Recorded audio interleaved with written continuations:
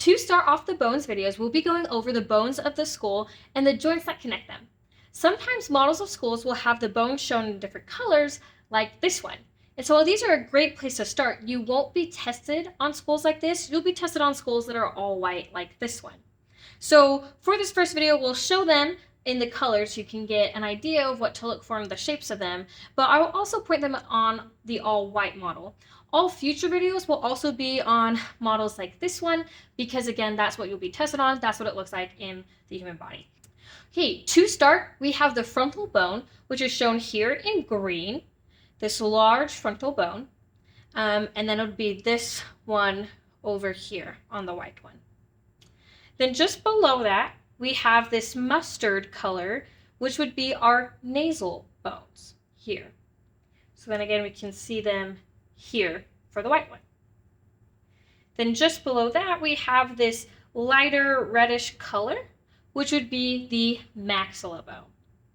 So then it would be this lower frontal one here, maxilla bone. Then if you go posterior to that, we can see this little green bone here. That's the lacrimal bone. So again, here, it would just be this general area there, the lacrimal bone. And if you keep going back from that one, you can see this darker red bone. That would be part of the ethmoid bone. Again, here. So then back here, you can see part of it as well. If you keep going back and go a little bit more laterally, you can see a lighter yellow bone. That's the sphenoid bone. So you can see that from this angle, and then again, posterior to the eye socket, that would be our sphenoid bone. And then if we continue laterally, we hit this blue bone, which is the zygomatic bone. So zygomatic bone here, and then zygomatic bone here.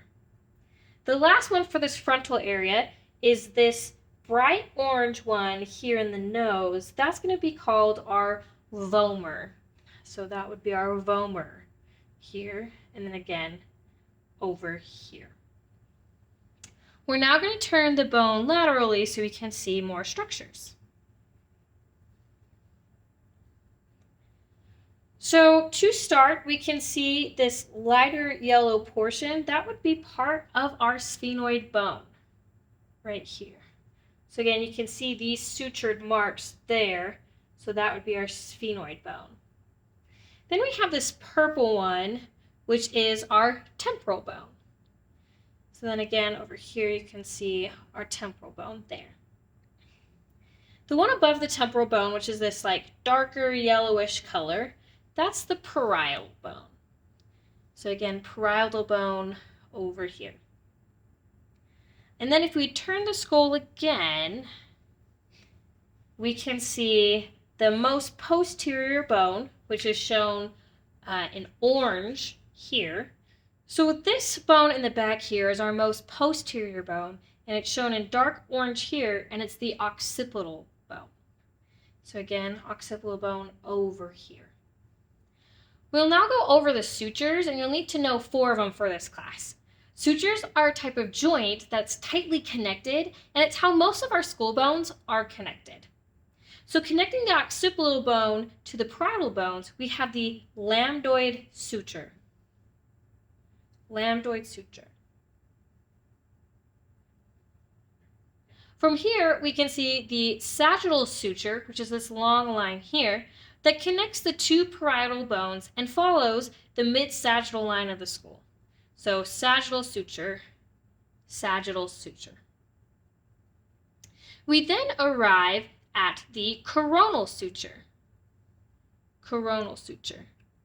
This connects our parietal bones to our frontal bone. The last suture you need to know is going to be on the side, so we'll turn these again. And this suture connects the temporal bones to the parietal bones, and so this would be our Squamous Suture.